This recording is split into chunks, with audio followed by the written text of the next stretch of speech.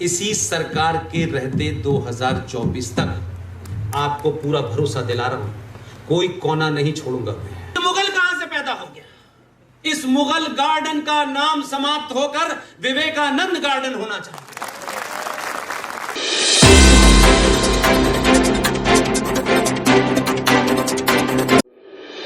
दिल्ली के वासियों के सामने एक बात कह रहा हूं, दो एजेंडे हैं, दोनों जब तक पूरा नहीं करा लूंगा तब तक जाऊंगा नहीं। एक सवाल मैंने सिंपल कहा है कि राष्ट्रपति भवन जहां डॉक्टर राजेंद्र प्रसाद 10 साल तक रहे, एक से एक महान आदमी रहा, और ये अंग्रेजों के जमाने का बनाया हुआ है, यहां तक भी ठीक है। लेकिन मैं ये नहीं समझ पा रहा कि 47 के बाद कौन सा मुगल वहां टहलने आया था तो आपने मुगल गार्डन बना दिया। ये मुगल कहां से पैदा हो गया? इसलिए आज मेरी तजवीज है अपनी,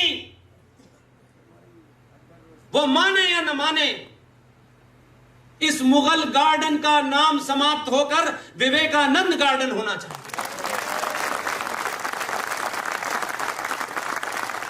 इसलिए कि आप सब दिल्ली वाले हैं, ये होगा, मेरा विश्वास है।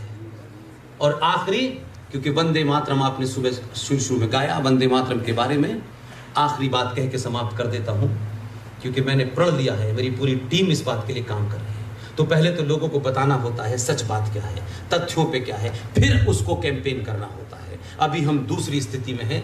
भारत के पार्लियामेंट में वंदे मातरम को लेकर के कई सारी भ्रांतियां हैं, और सबसे बड़ी भ्रांति यह है कि 1937 में मुसलमानों ने जो यहां रह गए थे, यहां थे वो, और जो पाकिस्तान बनाने का एजेंडा चला रहे थे वो, उन्होंने एक एजेंडे के तहत फूल वाले चाचा से ये कहा कि वंदे मातरम गाने से हमारी भावनाएं आहत हो जाती हैं, क्योंकि इसमें देवी देवताओं का जिक्र आता है। यही वर्बेटम बात की। अब क्योंकि वो तो जल्दी में थे, काम उन्हें बहुत रहते थे बेचारों को, उन्होंने तत्काल कहा कि देखिए ऐसा है, इसको लंबा ना बढ़ाएं, एक पैराग्राफ ही गाया जाएगा, और वो ऊपर का एक पैराग्राफ गाया जाता है, पूरा वंदे मातरम नहीं गाया जाता। हमने जब इस पर रिसर्च करना शुरू किया, हमने कहा ऐसा कैसे हो सकता है? ये 37 का फैसला है, दो लोगों के बीच में, दो तथाकथित पार्टियों के बीच में है। अगर आजादी से पहले किसने किससे क्या समझौता किया, हमको कोई इसमें इंटरेस्ट नहीं है, लेकिन हमारे मन में जो ख्याल आया वो हमको मिल गया, और जब मिल गया तो हम पिछले 5-7 साल से लगातार उसका प्रचार कर रहे हैं। और प्रचार सिर्फ इतना ही कर रहे हैं कि जब भारत की आजादी का दिन आया तो हमेशा जो डिफिकल्ट काम होता था, फूल वाले चाचा सरदार जी को सौंपते थे, सरदार को सौंपते थे, पटेल साहब को। सरदार पटेल से कहा गया कि जब रात के अंदर आजादी का जब मैं भाषण दूंगा अंग्रेजी में, क्योंकि भारत के लोग हिंदी नहीं जानते, तो उन्होंने कहा कि उसके बाद में भारत की संसद में वंदे मातरम बजना है। आप लोग देखिए अपने बीच में से, यही रत्नू साहब हजारों साल जिए, लेकिन इनके बाद इनको इनके कारणों से जाना जाएगा, यही इनकी पहचान होगी। ये कितने बड़े डॉक्टर थे, इसकी चिंता की नहीं।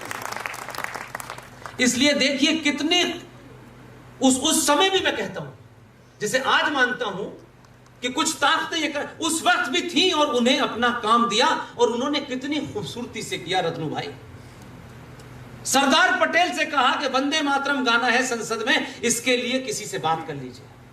सरदार पटेल ने खामोशी से सिर्फ सर हिला दिया, और बाद में अपने लोगों से पता किया, एक देश के जाने माने संगीतकार जो उस जमाने मुंबई में नहीं थे, तमिलनाडु में थे, मद्रास में थे, उनको फोन लगा करके बात की और कहा कि मैं चाहता हूं कि कल रात भारत की आजादी की घोषणा होगी और उसके बाद वंदे मातरम गाया जाएगा। मैं चाहता हूं आप वंदे मातरम गाएं। मैं कभी कभी उन लोगों के शब्द को पढ़ता हूं तो लगता है हम कितने बौने लोग हैं, हमारे पूर्वज कितने बड़े थे, बाप रे बाप, इमेजिन ही नहीं कर सकते। उन्होंने वहां से सरदार पटेल से कहा, मेरी एक शर्त है सरदार साहब, मैं आऊंगा लेकिन मेरी शर्त है। आज अगर आप कह देते तो 2 राज्यसभा दो चार बड़ी डीलों के अलावा कुछ नहीं होता। उस आदमी के शब्द सुनिए। उन्होंने कहा कि मैं दिल्ली आने के लिए तैयार हूं, वंदे मातरम गाऊंगा, मेरी शर्त यह है कि मैं खंडित भारत में खंडित वंदे मातरम नहीं गाऊंगा। सरदार पटेल ने कुछ उनसे कहा नहीं, उन्होंने कहा मैं जहाज भेज रहा हूं। बात आइडिया देखिए बात करने का।